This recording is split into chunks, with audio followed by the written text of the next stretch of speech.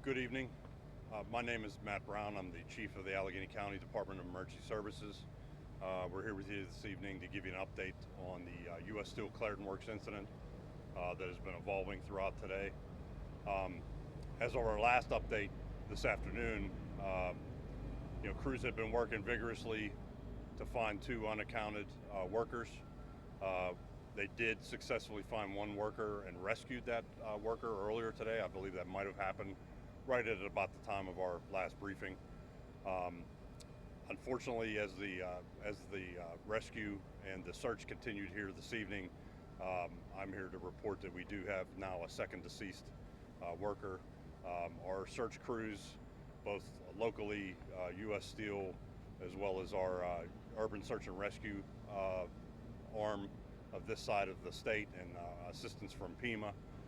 They worked hand in hand together at the scene to work very methodically through that scene based on information shared as to where they thought the best location would be of the worker, and they were able to successfully find him, unfortunately deceased.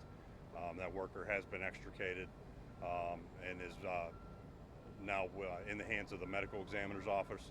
I do not have any further information regarding that worker, but that does officially bring our recovery side of the incident to a close. Again, as the U.S. Steel folks have mentioned previously, plant operations are stable. So I'll just do a quick recap for you on the numbers. I believe it was 10:51 was the initial 911 call this morning. There were approximately 14 fire departments from the outside that were engaged with U.S. Steel Fire Department, as well as about 20 plus emergency medical service agencies as well. They have been working together for many, many hours now at this point. That evolved into 10 folks that were transported and treated, 5 of which, last update, are critical but stable. 5 were treated and released. And then lastly, and most importantly, 2 deceased workers from this incident. It does bring our incident from an emergency standpoint to a close. Certainly doesn't close the incident as a whole. There's lots to be investigated, validate everything that occurred here. And our crews will continue to be here assisting U.S. Steel in that process of reviewing what occurred. I believe that's all the updates that I have. Certainly will allow U.S. Steel to speak if they have any comments to add to that. Thank you.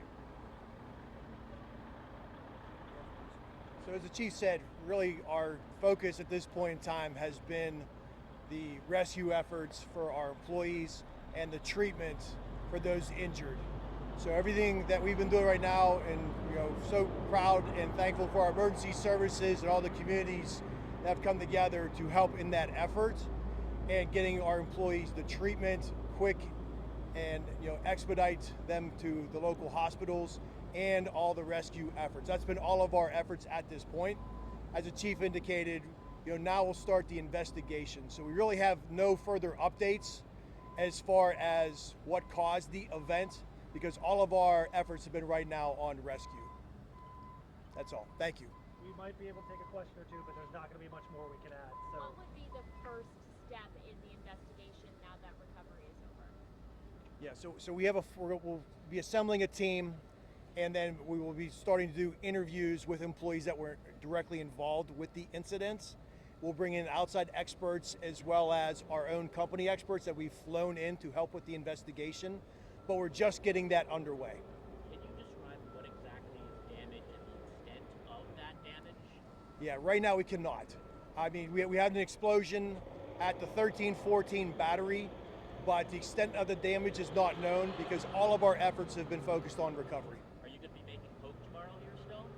So one of our coke units, the first unit coke batteries are still producing.